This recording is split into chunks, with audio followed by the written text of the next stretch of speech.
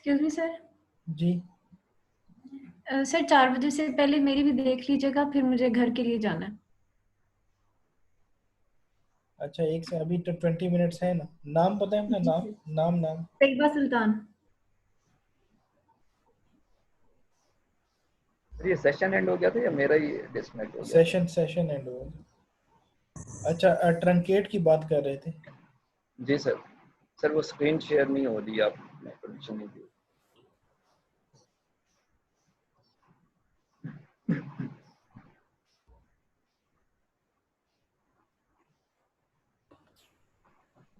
अब बोलिए। Yes sir. Sir truncate में ये है कि जो वो टेबल के अंदर का जो रिकॉर्ड होता है वो खत्म कर देता है, लेकिन टेबल एग्जिस्ट कर रहा होता है। जैसे कि इसमें अभी अभी मैं अगर सेलेक्ट स्टैटिक फ्रॉम एम्प्लॉय 1 कर रहा हूँ तो मुझे रिकॉर्ड शो नहीं करा रहा, लेकिन वो टेबल एग्जिस्ट कर रहा है जो इसके अंदर का तो रिकॉर्ड इसमें होता ये है। दो टेबल, ये दो रिकॉर्ड बनाए थे बस? जी सर, इसमें दो बनाए। अच्छा सही है। चलें जी तैयबा, आ सर। जाए आप।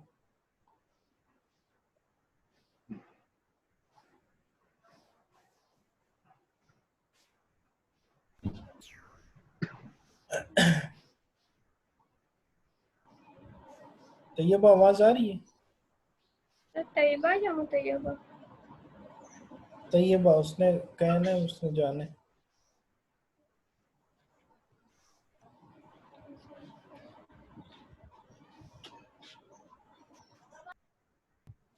सर एक छोटी सी रिक्वेस्ट करनी थी सर जी। हाँ बताओ। सर अभी सर ने शेड्यूल भेजा है उसके लिए ना, जो हमारा FYP है, हाँ। तो सर वो इस बुध को जो है ना वो उसकी वो है, प्रेजेंटेशन है। तो सर जो आपने असाइनमेंट दी हुई है उनको काइंडली थोड़ा आगे कर दीजिएगा, अभी उनकी प्रेजेंटेशन भी बनानी है और डॉक्यूमेंटेशन भी सर। नहीं तो ऑलरेडी तो मैंने वो आगे की हुई है ना डेट, पहले तो ये डेट सर नहीं थी। वो तो बनी हुई है, वो जो आपने सर जो लास्ट वाली दी थी ना वो सब ने बना ली थी। जो नहीं नहीं एक सर, अभी अभी जो कल कल आपने वाली नेक्स्ट दी है ना, सर जो अभी फ्राइडे आपने वाली। लेटेस्ट दी है। हाँ तो वो तो ऑलरेडी सारी बनी हुई है, उसमें करना क्या है, वो तो सब मैंने कोडिंग करके दी है सारी। वो जो है, सर ये आप जो है जब सर्च करोगे 20 मिनट का काम है ज्यादा से ज्यादा। सर सर ये मगर हमारा प्रोजेक्ट बहुत हमारा फंसे हुए प्रोजेक्ट हैं है ना सर। सर, कल उस पे भी है ना सर, उसकी अभी सारी डॉक्यूमेंटेशन बनानी है सर, और उस नहीं, पे उसकी प्रेजेंटेशन सर। सबमिशन कब है जो मेरी है वो सर असाइनमेंट? कल है ये सर का, अभी वो सर मैसेज आया और ये उन्होंने एक, आप कहें तो मैं आपके साथ स्क्रीन शेयर करके दिखा देता हूँ सर। नहीं नहीं, मेरी सबमिशन कब है सिस्टम की? सर सर वो वो आपको फ्राइडे का मेरे ख्याल में। हाँ तो अभी कल है कितने? कल तो नहीं थी, कल की परसों की थी सर, ना वो। कल है। कल है कल ना। है, हाँ दूसरी भी। हाँ कल है सर, वो आपने जो भेजा था उसमें मैसेज आपने। मैं चेक करूंगा, चलो एक दो दिन दे दूंगा, कोई मसला नहीं। सर सैटरडे तक दे दीजिएगा मेरे को। लेकिन सैटरडे तक कंफर्म हो, ठीक है फिर। जी सर सर। पिछली भी टाइम पे आ रही है, ये भी इंशाल्लाह सभी की टाइम पे ही आएगी इंशाल्लाह। थैंक यू लेकिन सर। लेकिन अब तो मैंने लिंक क्रिएट कर दिया है ना, वो इस टाइम पे हो गए, मैं चेक करता हूँ अभी सब। सर वो सर डेट कर लाइफ सकते सर हैं आप उसमें डेट भी। एक्सटेंड कर देना। एक मिनट में लाइफ एक बहुत टफ हुई हुई है सर। यार हमसे ज्यादा टफ होगी हमें, देखो हम 6 6 सब्जेक्ट हैंडल कर रहे हैं। सर सर आप आप बच्चे हैं ना सर। आप सर आपका अलग स्टेम है, हमारा अलग स्टेम है। अब मैंने आज भी वो ऑफिस से दो दिन की छुट्टी ले ली है। अब देखें। आप 2 दिन की छुट्टी लिया, इसमें तो काम करो ना। सर वही ना, प्रोजेक्ट हमारा बहुत फंसे हुए हैं। अब कल हमारी एकदम आ गई है, अब दुआ करें हमारे पेपर कैंसिल हो जाए सर।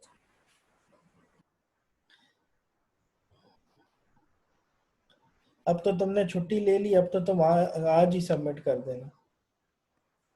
सर अभी ये प्रोजेक्ट ये करते हैं। ये कौन सी असाइनमेंट 2 या 3 है, मुझे बताओ जरा। सर असाइनमेंट सी है सर। असाइनमेंट 3 सिस्टम प्रोग्रामिंग, एक सेकंड मुझे चेक करने दो। इसकी डेट है, यार कल किधर है, परसों है डेट इसकी। तुम लोग ऐसे ही कह रहे हो कल है। सर हेलो, असाइनमेंट 2 की शायद देख रही थी, गलती से 2 की बता दी थी इसकी। असाइनमेंट 3 की जो आपकी सबमिशन है वो 14 डेट की है और वो भी रात 12 बजे तक, यानी कि आप समझो कि फ्राइडे मॉर्निंग तक आपके पास टाइम है। आपके पास आज का भी पूरा दिन है, कल का भी पूरा दिन है और परसों का भी पूरा दिन है, 3 दिन है आपके पास। हेलो, जी सर।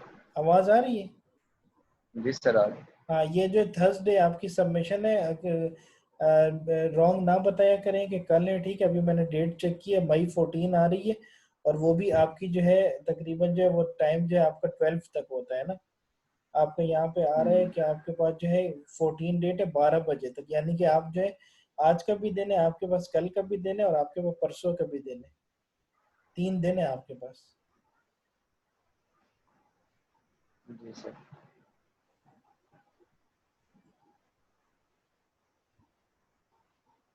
ये जिसने कहा है कि ये कल है, इस पे तो फाइन होना चाहिए। किसने कहा है कल है? अक्सर सर ने वो कहा है मेरे असाइनमेंट ख्याल 2 से। की नहीं, असाइनमेंट वो असाइनमेंट 2 से वो हो गया था, सॉरी सर, मतलब मैंने सर वो जानबूझ के नहीं, काम गलती हो गई थी मतलब देखने में। अब तो रोजे भी इतने जो है ठीक जा रहे हैं, सख्त नहीं है, फिर भी आप लोग इतनी गलतियां कर रहे हैं। Sorry sir. अच्छा चलें, अपने कौन है? तैयबा सुल्तान, यस कंटिन्यू। जी सर। जी सर, ये सबसे पहले व्यू की कमांड है, इसको चलाने के लिए बाकियों को कट करना पड़ेगा। 1 मिनट से।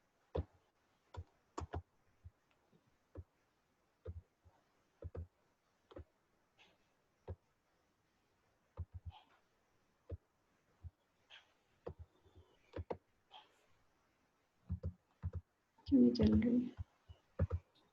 अच्छा, आप वही है ना जो कल भी आपकी लाइनेक्स में मिस्टेक्स आ रही थी, राइट? सर प्रैक्टिस नहीं थी हमारी, क्योंकि टाइम बहुत लिमिटेड हाँ, होता तो है काम रमजान नहीं में। करते ना, काम नहीं करते, यही तो सारी वजह। ये सर टास्क काम क्यों? करते हैं। लास्ट वीक आपको जब मैं सफर में थी हालांकि, लेकिन फिर भी आपने कहा कि कमांड्स रन के करके दिखाएं, तो मैंने आपको दिखाई थी। लेकिन ये कमांड्स ये है कि ये प्रोफेशनल जो है, जो काम करते हैं डेटाबेसिस पे या लिनक्स सिस्टम पे, वो कर सकते हैं, स्टूडेंट्स नहीं कर सकते। और हमें सर हमारा इसके लिए सारा का गाइडेंस की सारा जरूरत इमेज पड़ती है खराब सर। हो गया सर। इसके लिए पूरे गाइडेंस की डेढ़ जरूरत पड़ती है सर, हम डेढ़ अकेले साल नहीं का कर इमेज सकते। हमारा ये लास्ट सेमेस्टर में आगे बिल्कुल खराब हो गया, दो जीरो पे आ तीन गया। लोगों के अलावा कोई कोई बंदा ऐसा नहीं है क्लास में जो लाइनेक्स पे या इन चीजों पे काम करता हो, बाकी सब स्टूडेंट है।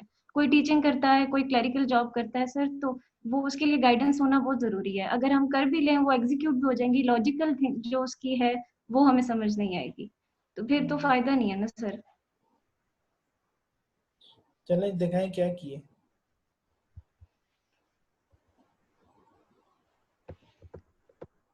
ये व्यू की कमांड है जो हमें मतलब अगर हमने सिक्योरिटी पर्पस के लिए बाकी डाटा हिडन करना हो तो हम इस कमांड को रन करते हैं। ये एक टेबल का व्यू क्रिएट कर देता है और उसका नाम रखते हैं हम, जैसे कि मैंने रखा आईटी टीम। और फिर जब हम ये command select static from IT team करते हैं तो वो अभी फिलहाल इसमें एरर आ रहा है, कल ये चल रही थी नहीं, तो। एरर नहीं आ रहा, ऑलरेडी एग्जिस्ट कर रहे तुम्हारा व्यू। ये पहले से बनी हुई है होगी, इस वजह से इसका नाम चेंज करते हैं आप, ये ठीक हो जाएगी। चलिए मैं रन करके देखती हूँ फिर। ये व्यू क्रिएट हुआ था, तो ये जब select static from IT team करते हैं तो वो हमें व्यू दिखा देता है। उसके बाद एस की होती है, तो एस की कमांड हमें जो है कॉलम्स के नेम चेंज करके बताती है, जैसे कि मैंने एम्प्लॉय नेम को चेंज करके ई नेम किया, डिजिग्नेशन को पोस्ट किया और आगे टेबल का नाम रखा। तो जब इसको एग्जीक्यूट करेंगे ये हमें ई नेम को एज एम्प्लॉय नेम को ई नेम शो करेगा और डेजिग्नेशन को एज पोस्ट शो करेगा। उसके बाद इंडेक्स का आता है सर। इंडेक्स का मुझे समझ में नहीं आया कि यूज हम क्यों करते हैं, ये वैसे रन हो गई थी। क्रिएट करते हैं हम इंडेक्स को, इसका पर्पस सिर्फ ये होता है कि वो हमें बाकी पूरे डाटा में से मतलब जल्दी जो है डाटा एक्सट्रैक्ट करके देता है। एक इंडेक्स क्रिएट कर देता है और उसमें से जिन कॉलम्स के हम नाम लिखते हैं सिर्फ उन्हीं को वो शो करवाता है। फिर इसी तरह हम इस इंडेक्स को ड्रॉप भी कर सकते हैं, ड्रॉप इंडेक्स की कमांड से। फिर इंसर्ट की है। ये एसक्यूएल वर्जन कौन सा आप यूज कर रही हैं? सर ये आई थिंक 17 है मेरे पास। 2017 सही है। जी। इसी तरह फिर अगर हम डिलीट करेंगे तो ये कमांड डिलीट हो जाएगी। अच्छा, उसके बाद एग्जिस्ट की कमांड है सर, ये हमें बताती है कि हमारी जो सब क्यूरी है उसके अंदर ये वाला डाटा एग्जिस्ट करता है कि नहीं। तो हम एम्प्लॉय नेम को सिलेक्ट करते हैं एम्प्लॉय डाटा में से, टेबल 1 में से, और फिर एम्प्लॉय नेम को सिलेक्ट करते हैं प्रोजेक्ट के डाटा में से, ये देखने के लिए प्रोजेक्ट में भी वो एग्जिस्ट करता है या नहीं। लेकिन इसमें एरर है सर, ये एम के नीचे एरर दे रहा था, पता नहीं क्यों, कल चल रही थी। इसको सिंगल कोट्स में लिखो प्रोजेक्ट कॉस्ट को। इसको ये 2M को सिंगल कोट्स के अंदर लिखो।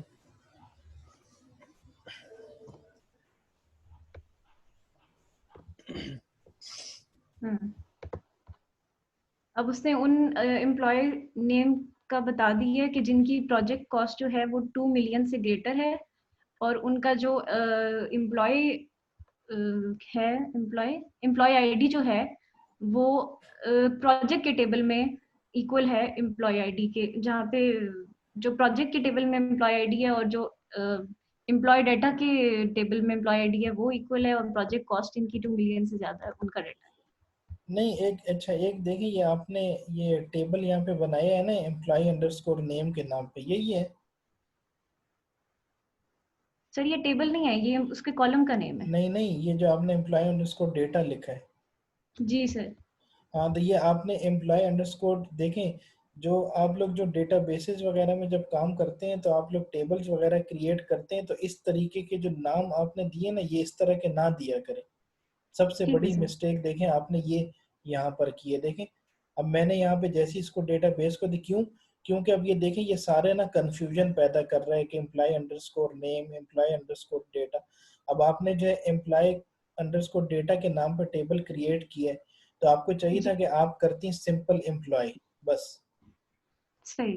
क्यों? चलिए सर चेंज कर क्योंकि लेंगे। क्योंकि क्योंकि जो अगर आपने एम्प्लॉय अंडरस्कोर डेटा और फिर आपने जो है उसके अंदर टेबल्स के और अंदर जो क्रिएट एट्रीब्यूट किए हैं एम्प्लॉय अंडरस्कोर नेम, तो ये देखें आपको देखें खुद एक लॉजिकल सेंस बन रहा है कि देखें ये इससे जो है कंफ्लिक्ट टाइप कर रहा है। मतलब जो है देखने वाले को ये नजर आ रहा है कि उसको पता ही नहीं चल रहा है कि जब तक वो फ्रॉम को नहीं देखेगा ना, फ्रॉम को, तो उस वक्त तक वो यहाँ पे ये सही तरीके से शो नहीं हो रहा कि ये एट्रीब्यूट है कि क्या है, ये एंटिटी है। ठीक सर। अगर फॉर एग्जांपल आपने एम्प्लॉय का बनाना है तो नो नीड कि आप उसके साथ अंडरस्कोर और फिर डेटा और या आइटम इस तरह की चीजें ऐड करें। जस्ट आप उसका एम्प्लॉय का है तो बस एम्प्लॉय सिंपल लिख दें। अगर जैसे ओके। स्कूल का, जैसे एक स्टूडेंट ने स्कूल का बनाया है तो उसने ये नहीं लिखा कि स्कूल अंडरस्कोर डेटा, उसने सिंपल लिखा है स्कूल। जी सर। यूनिवर्सिटी का आपने बनाना है तो सिंपल यूनिवर्सिटी, ठीक है। ये नहीं ठीक लिखना कि यूनिवर्सिटी अंडरस्कोर डेटा या यूनिवर्सिटी अंडरस्कोर आइटम इस तरह से। तो ताकि क्यों, ठीक है। ताकि जो हमें जो यहाँ पे कंफ्यूजन ना हो। देखें अब यहाँ पे सेलेक्ट वाली इस लाइन देखें, employ underscore name, employ underscore data, ठीक है। और फिर यहाँ पे एम्प्लॉय अंडरस्कोर आईडी, ये देखें employ underscore data dot employ underscore ID, ये देखें सब ये आपस में क्या मिसमैच टाइप शो हो रहा है, राइट? सर मुझे तो समझ आ रहा है। हाँ, तो ये जो है जस्ट आपने क्या करना होगा कि नेक्स्ट टाइम जब आप एम्प्लॉय का क्रिएट करें तो जस्ट आपने एम्प्लॉय लिखना है, डेटा साथ नहीं लिखना, जी सर। ठीक है। सही। सर उसके बाद है ग्रुप बाय और ऑर्डर बाय की कमांड। तो ये हमें सैलरी के हिसाब से ग्रुप बाय करके देती है डाटा, और ऑर्डर करके देती है एम्प्लॉय आईडी के हिसाब से इन असेंडिंग ऑर्डर। जैसे कि ये काउंट इसने बताया है कि 55,000 लेने वाले सिर्फ एक एम्प्लॉय है, 65 वाला एक है, 35 वाले दो है, 40,000 वाले दो और 45 वाले दो, इसी तरह 50,000 वाले तीन अच्छा, एम्प्लॉय अब है। ये इस पे साथ आ जाए, काउंट करके बता ये रहे बिगिन ट्रांजैक्शन डी पे आ जाए, सबसे नीचे देखें। हैं। जी। जी हाँ, ये बताएं। हाँ जी, दिस 2 मिनट यहाँ से। जी सर। हाँ ये कमिट की सर कमांड है, और जब तक हम कोई ट्रांजैक्शन स्टार्ट नहीं करते तब तक ये कमांड इसी तरह रन नहीं हो सकती। इसलिए सबसे पहले हम एक ट्रांजैक्शन को बिगिन करते हैं, उसके बाद हम अपडेट कर रहे हैं जैसे कि रिकॉर्ड, तो ये हमारी एक ट्रांजैक्शन है। कहीं भी हम डेटाबेस में अगर डाटा डिलीट करते हैं, अपडेट करते हैं या इंसर्ट करते हैं तो वो एक ट्रांजैक्शन होती है। तो इसी तरह उस ट्रांजैक्शन को फिर सेव करने के लिए हम उसको कमिट करते हैं।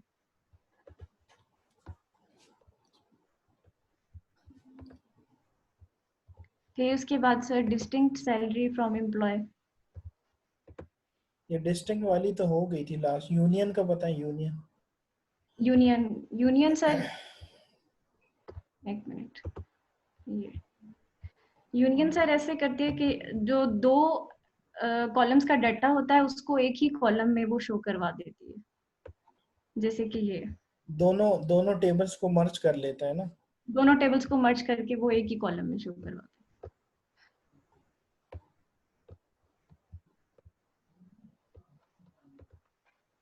फिर उसके बाद सर इनर जॉइन है। इनर जॉइन क्यूरी ये करती है कि आपके जो दोनों टेबल्स होते हैं उनमें से जो दोनों में कॉमन चीज होती है सिर्फ उसको वो डिस्प्ले करवाती है।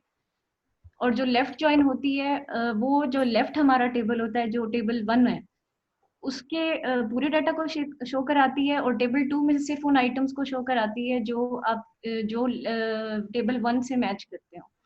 इसी तरह जो राइट जॉइन है वो राइट वाला टेबल मतलब कि टेबल 2 में से डाटा को उठा के शो कराती है। और इसी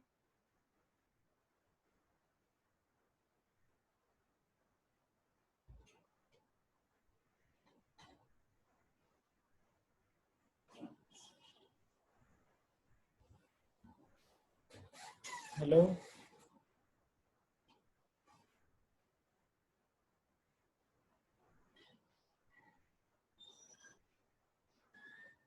हेलो